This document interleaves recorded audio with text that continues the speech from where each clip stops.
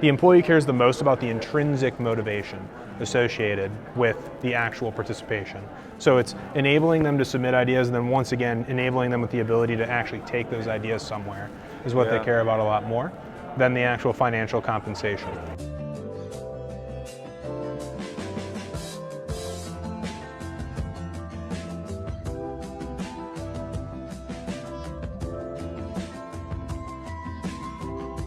Coby, we're finally here at HR Transform, and one of the first things I want to ask you is, what do you want to get out of this experience? Yeah, Nathan, I mean, really more than anything, just to connect with as many people as possible that are as passionate about HR and empowering employees specifically as we are at Ideawake. So when you talk about empowering employees, in a press interview, you're getting feedback, you're getting engagement, and what is the goal of the feedback? A lot of times people are like, oh, well, how does it not replace a comment card? You know? What's the difference? Yeah, well, it replaces a comment card, simply put, right, by making it digital, so you can do it with tens of thousands, hundreds of thousands, or just hundreds. It makes it a lot more efficient to facilitate. But I would say, more than anything, the number one issue that people have at enterprise organizations doing these programs is that it's empowering to the employee to have their voice heard when they submit ideas. The biggest problem, though, is once you collect those ideas, what do you actually do with them? Yep. And so, what happens is they launch these programs saying, hey, we want your feedback, give us your best ideas, right? And you're submitting that feedback. 6 months later, the program dies when they try to keep it going because of the fact nothing's happened. And so really where we're coming in and going beyond just empowering employees, but really enabling them to grow as people, is building out essentially skills accelerator programs, which we crowdsource ideas from either 100 or 10,000 people, best ideas surface to the top, and then from there we're helping basically co-facilitate a program and process where employees go through a 4-week program to prove out whether their idea will work, an 8-week program to prototype that idea, and then a 12-week program to actually pilot it in the real workplace. So let's go back here. You said the best ideas rise to the top. How do we know what the best ideas are? So, I mean, the people that are closest to a process, in my opinion, and really why I started the company, what I believe is it's around the wisdom of crowds. The people that are closest to a process often have the best ideas to improve that process, right? So we use different types of voting mechanisms in the platform in order to surface good ideas. But really it comes down to what I believe and what we've seen scientifically is that you can get a more accurate representation of what the future will look like or what will have the most impact by going to the employees themselves and asking them versus doing 10 board meetings and taking 6 months to make a single decision. So you've seen faster decisions as well as more accurate decisions from collecting that feedback. Mm-hmm. So when an idea gets qualified as a good idea, what does that next step look like?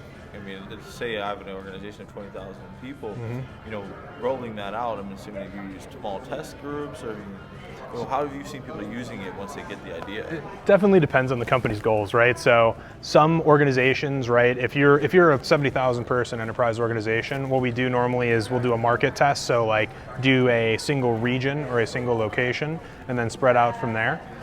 Those pilot periods, or those testing periods will normally range from a 3 to 6 month period, depending on what type of, organization it is, how much we have to actually help where management currently is at, the senior leadership team, and how far we actually have to take them from where they are today in support of the program.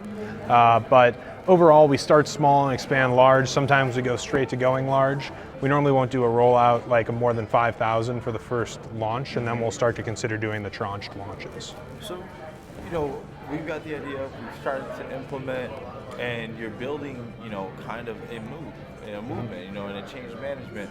What are some of the barriers that you're running into, as these things are coming into play? Because starting an innovation department or building innovation within organizations, we've seen as well with organizations we work with, it's very difficult. Mm-hmm. The idea is there, and sometimes they give too much resources and not enough.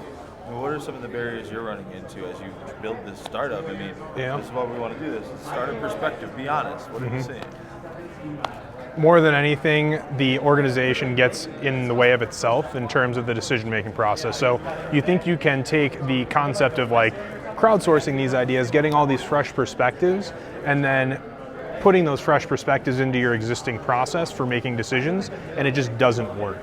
It just doesn't. So the traditional capital budgeting process, right, for one of our clients takes between literally 6 and 8 months for that 3-year horizon plan. And like what happens during that time is literally nothing. Well, what happens is you will make a decision to fund 5 projects, give them each 100 grand, right?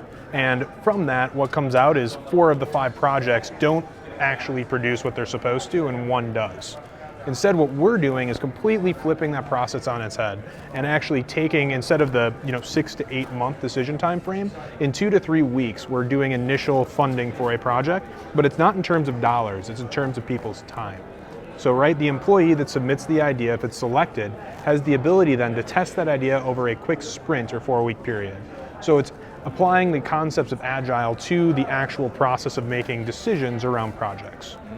So you do very small tranches with very small amounts of funding to validate critical assumptions around the idea. And then after the project needs the level of funding from a pilot perspective, you can then bring the project into the existing process that organizations have. So essentially what we're doing is giving organizations the ability through this to go through and test 50 concepts in a year versus 5. So what do I need as a leader to have ready before I would engage with a company like yours? There's so many areas where we can grab at ideas, but not all of them are the right fit for us. What quantifies as the right fit for someone to be able to introduce these things into the organization? Like, what should we prepare for? So I mean, from a standpoint of being ready to start working with us, what we've done, we started off with the software platform, and then we actually branched off into, upstream and downstream, meaning that we went upstream and started offering a lot of consulting services around how do you actually get the change management process set up in order to support this type of program and to get a stronger return on investment out of it. And then also at the back end, obviously, helping out with the Accelerator programs that we're running with the actual employees. But I would say like what an organization needs in this case in order to be ready is really senior leadership support.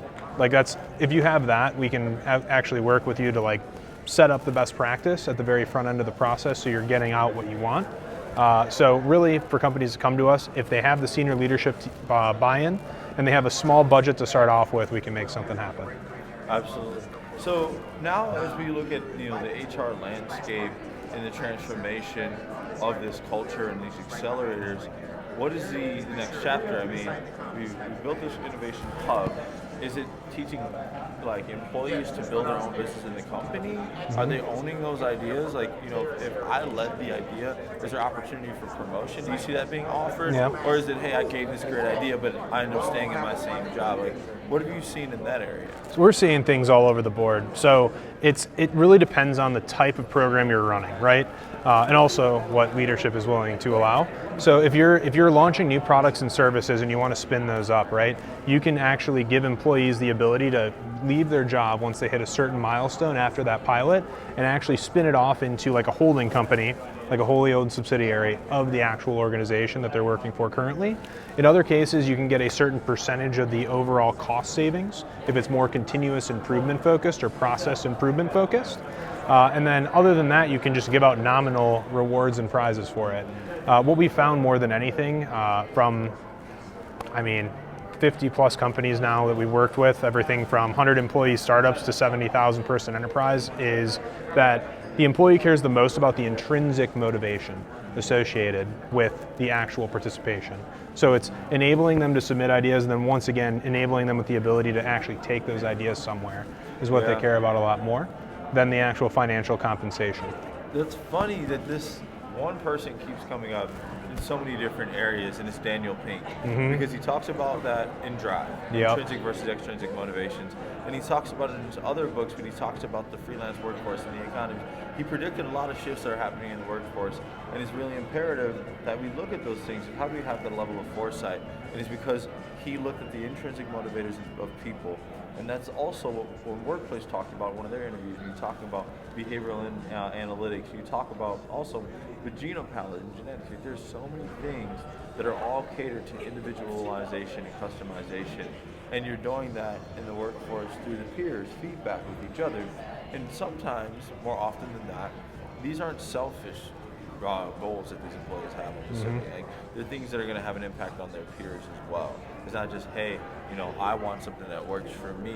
These people have a whole perspective, I'm assuming, right? Most definitely. And what we do to help kind of guide that as well is that all of the things that we're crowdsourcing ideas around are based upon what we call challenges. So we have a challenge, which we sit down with the organization up front and say, what are your short-term and long-term goals? You know, whether we're doing a pilot or a 3-year deal or 5-year deal or engagement, it's like, what do we want to get out short-term and long-term? Based upon that, we create challenge statements, right, which are related to those organizational goals, and we're collecting ideas and feedback specifically around those goals. So it drives the overall pipeline and what the direction of the program is, and really you're collecting, you know, making it clear what you want at the front, so it's going to be a lot easier to get what you want out of the actual back end of the pipeline and the funnel. And it's funny, that applies to almost every area of life, is that level of clarity and the level of openness that people have. And I'm assuming a lot of this feedback is anonymous. So yes, you have the ability to post anonymously. That can be enabled, like configured per platform. What we find though is that it's not making it required to be anonymous, but allowing the user the option to submit anonymously has the best engagement rate overall for platforms. If you don't have anonymous posting at all, then it goes down precipitously. So, I mean, what's the next steps for people who want to, you know, have a further conversation with Ideawake? Where can they find you? So, I mean, you know, just look for us at the conference. We're going to be around here all week. And, you know, also hit me up in the actual Connect app via HR Transform. But really, in order to get started, you know, just a simple conversation around what your goals are and, you know, what you would look like, what you would want to do in terms of like the overall program. So like helping, like what we are offering right now is just the ability to help you define those goals and overcome some of the common obstacles that you're going to need to actually answer in order to get the buy-in to do a pilot in the first place. Well, thank you for taking the time to sit with us. And Coby has a special offer that we're going to have in the comments below. So please follow along and be able to get engaged. Thanks, everybody.